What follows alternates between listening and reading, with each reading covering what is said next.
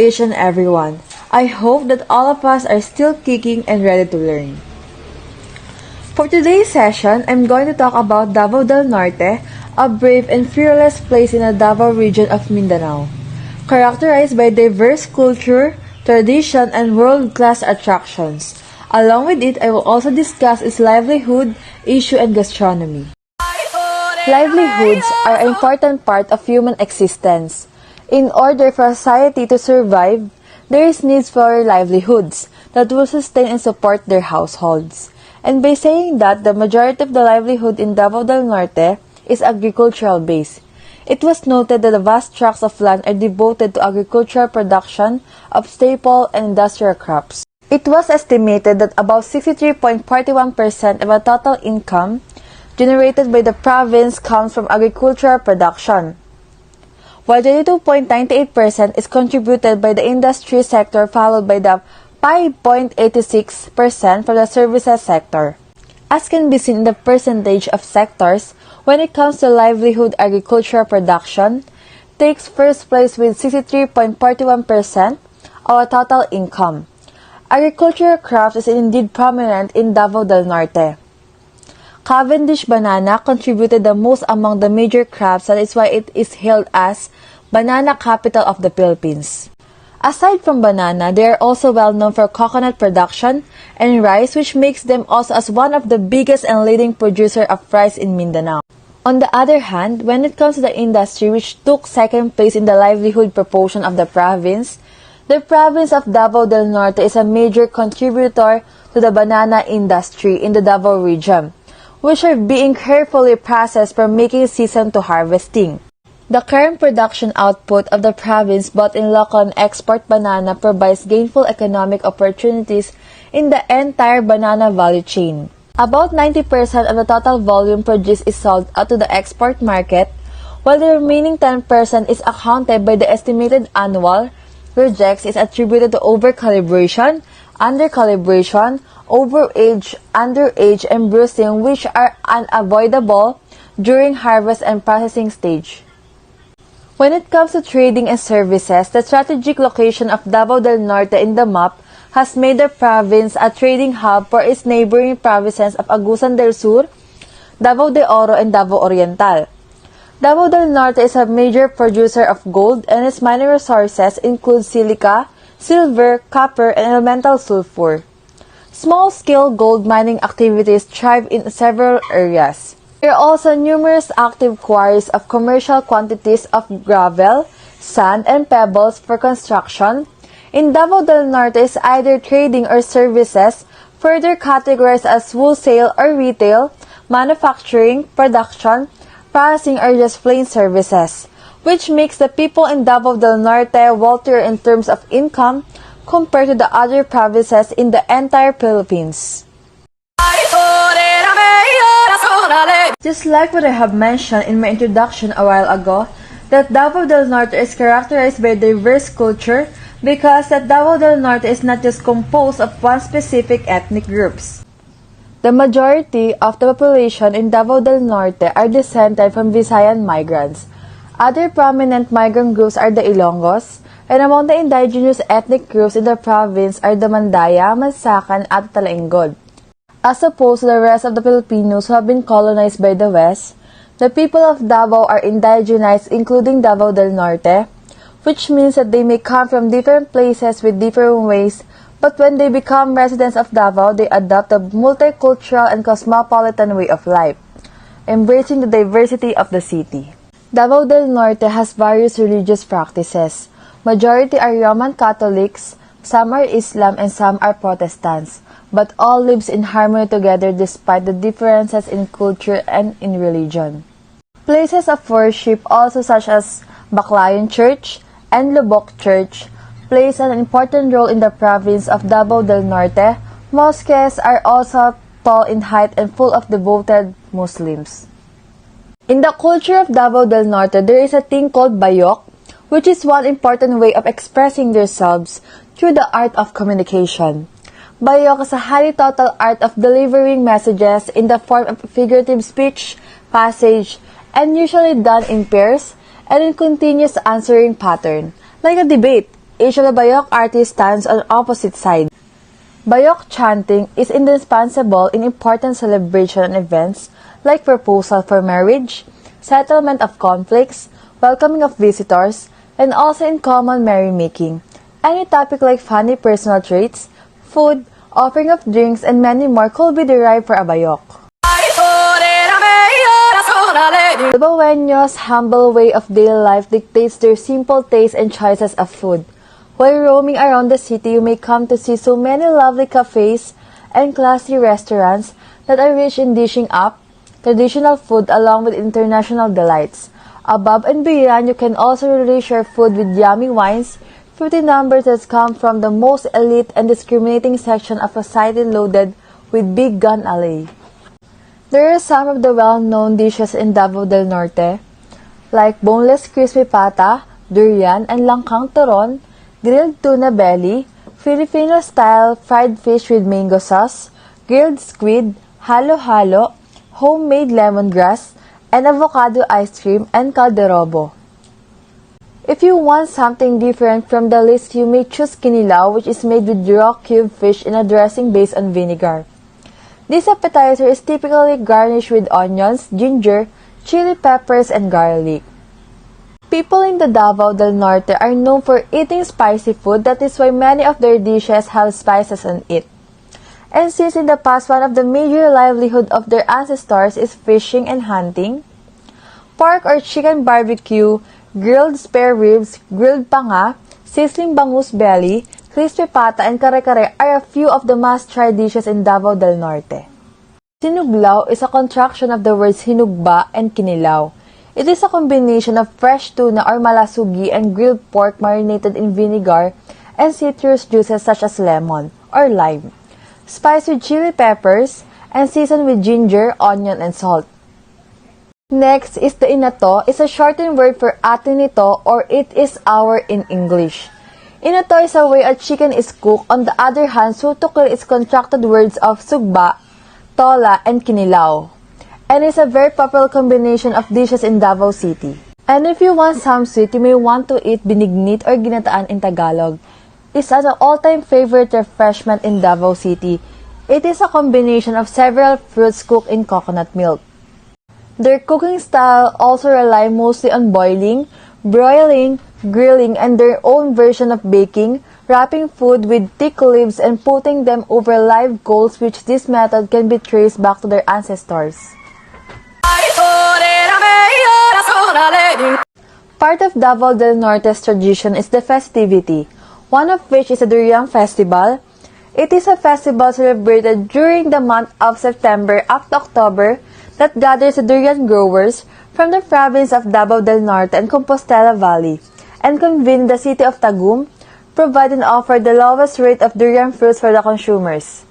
Next is the Panagtabo Festival, one of the most impressive festivals that was held every 7th of March to celebrate the foundation of the city of Tagum, Davao del Norte's capital. As the name implies, Panagtabo stands for a gathering of the people of the city despite their diverse backgrounds and ethnic origins.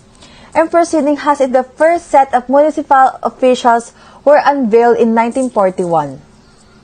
Civic activities contain most of Panagtabo's events, but other events worth watching out are a city-wide loveliness pageant, parading the city's most stunning girls and intercity sports tournament, and a parade complete with a street dance showcase. Immerse yourself in the rich indigenous culture of the Samal every March in this week-long festival of Thanksgiving to Magbabaya for a bountiful harvest and overflowing blessings. This is a festival called Pangapog Festival. Since Davao del Norte is held as banana capital of the Philippines, Banana Festival wouldn't be missed. This held March 18 to 19 in Baco. It's a festival of wealth of bananas. It shows the different assortment of banana like the Señorita, the Rotundan, the Lakatan, and the Saba. Because of the massive growth of companies and businesses, as well as migrants from all over the world, Davao del Norte are facing some issues, one of which is a problem in land spaces. since majority of the land are used for housing and industrial purposes. Davao del Norte are also facing poor public transport system, worsening traffic situation in the city, flooding in many portions, and environmental problem. Among all of these, floods, environmental problems, and traffic are hard issue to resolve. Effort and money to provide a solution and flood as a natural phenomenon makes it harder, especially Davao del Norte are always affected by strong floods multiple times in a year. Tourism is also a major part of the economy of Davao del Norte. There are a lot of beaches on Samal Island, the most famous of which is Pearl Farm Beach Resort. The tourism industry in this province is classified as sand and beach tourism, diving and marine sports tourism, education tourism, agritourism, sports tourism, MICE and events tourism, cultural tourism, and ecotourism. There are 3 identified major areas of destination in the province: the Island Garden, city of Samal with its white and sand beaches, diving sites and water sports, the vast banana plantations in the mainland, a highland journey in nature and culture to include waterfalls, rivers, springs, lakes at the municipalities of Capalong, New Corella, Asuncion, San Isidro, and the Alta Manobo Cultural Village in the highland municipality of Talan-Ingod. Samal Island is a piece of paradise. It is often the go-to destination of travelers exploring this part of the country. Hagimit Falls is one of the massive places in the island garden city of Samal. Hagimit Falls has its unique charm that has gravitated tourists and travelers alike to pay a visit. Tadeco Banana Plantation, this is the largest plantation of banana in the Philippines known for exports. Cavendish Banana Plantation, the country's main player when it comes to banana industry for exports. Pearl Farm Beach Resort. The Pearl Farm is located in Samal Island. Just a short boat ride from Davao City. The 11-hectare resort was once a real pearl farm that cultivated oysters imported from the Sulu Sea and produces some of the best pearls in the country. Now, the White Sand Beach Resort is a top tourist attraction in Davao del Norte with cottages inspired by Izamal native design.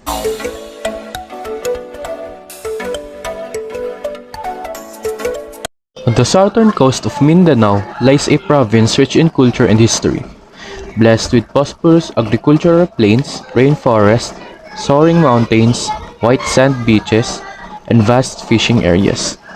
Good afternoon, my dear classmates and Miss Julie. I am Kirk Salada, and I'm here today to discuss Davao del Sur, one of the 4 provinces of the Davao region.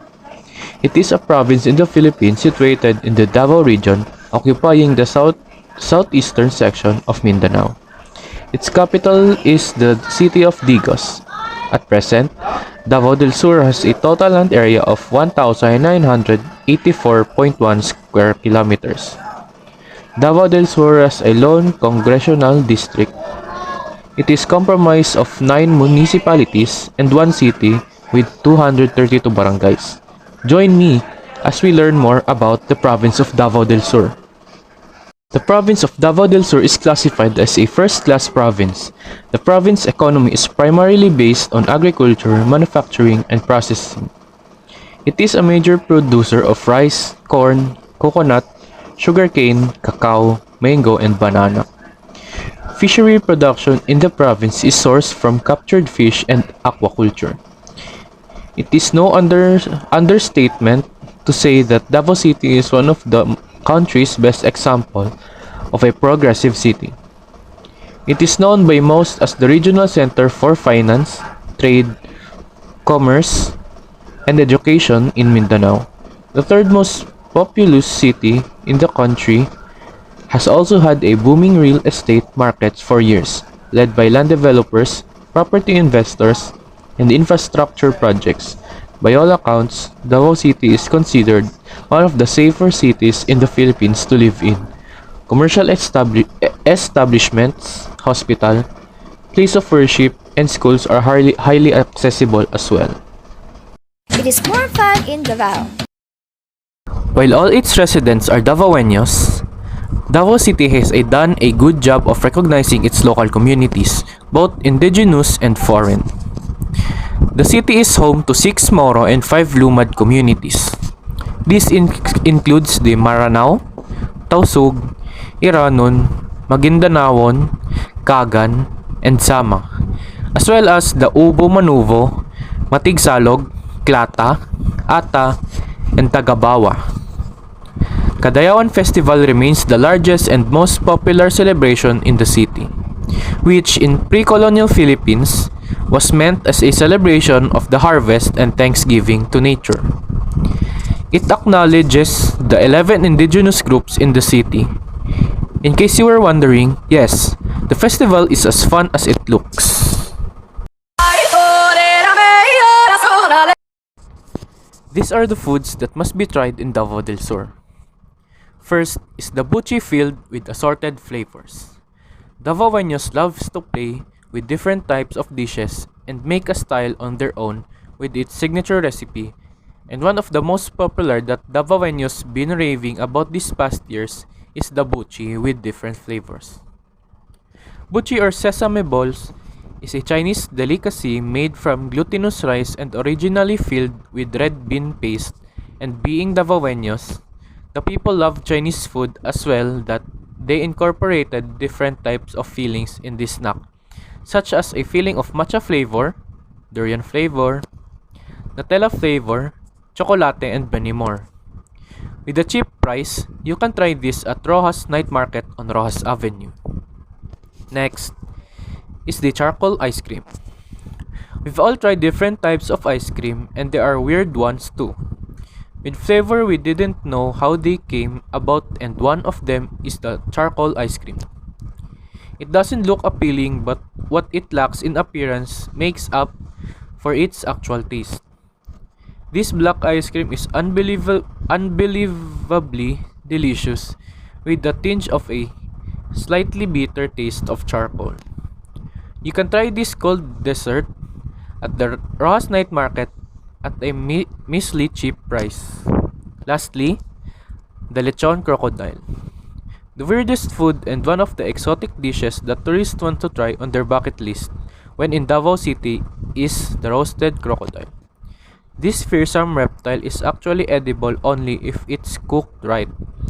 There are several ways locals prepare crocodile meat, like crocodile sisig, crocodile steak, crocodile kare-kare, and many more, but one of the most popular is the roasted crocodile, where they barbecue the whole crocodile. And they even said it tastes like tasty fish or chicken. Now that's interesting and delicious.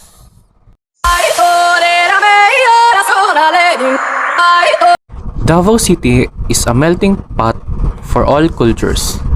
Its geography and surroundings, its colorful history, the rich diversity of its culture and traditions, the gathering and festivities like the Kadayawan Festival make Davao City an exciting place to visit. Kadayawan Festival, known as the Festival of All Festival, is a week-long celebration and thanksgiving for Davao City's bountiful harvest. Its name derives from the friendly greeting Madayaw, from the Davaoeno word Dayaw, meaning good, valuable, superior, or beautiful. The festival is a celebration of life, a thanksgiving for the gifts of nature, the wealth of culture, the bounties of harvest, and serenity of living. The festival is renowned internationally and is celebrated annually every third week of August. The activity culminates with its colorful, grand floral parade of mobile floats full of real and fresh flowers and the festive dancing in the streets.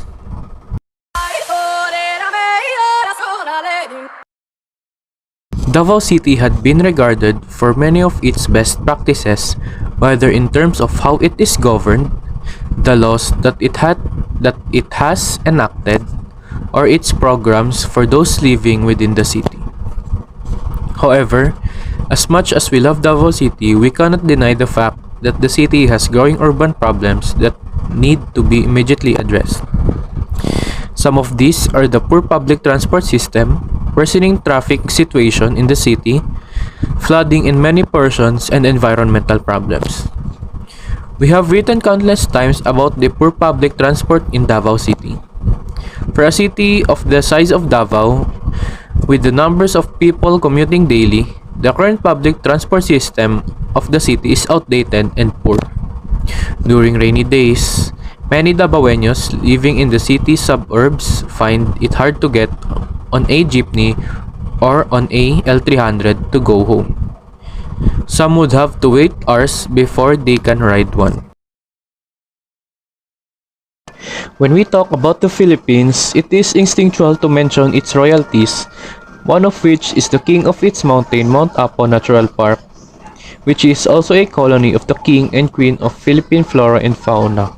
The king of birds that hovers in these mountains, the Philippine eagle, and the queen of Philippine orchids that majestically fawn in each rainforest, the waling-waling. Mount Apo is a dormant volcano. That's what province of regions 11 and 12. Apart from having the highest elevation in the country, Mount Apo is in top of every mountainer's must climb list, as it offers strolling, trekking experience, and the wondrous 360 degrees view offered at the peak. A chain of watershed is also struggling in Mount Apo that is known for providing reputably pristine and potable water, oozing from its vast ambient, serving the populace of the two regions. This give rise to this iconic mountain being declared as one of the country's protected areas and hailed as one of the nation's ASEAN heritage site. The Philippines has a plethora of waterfalls to explore, one of which is the Hagimit waterfalls, which are surrounded by mature trees and various types of vegetation that grow along the riverbank. The Hagimit waterfalls are quite small, but they all fall naturally. The pool that catches the cool water is all preserved in its natural form, giving the visitors a delightful dive spot. The enchanted Hagimit Falls is steadily becoming a popular tourist attraction in Davao del Norte.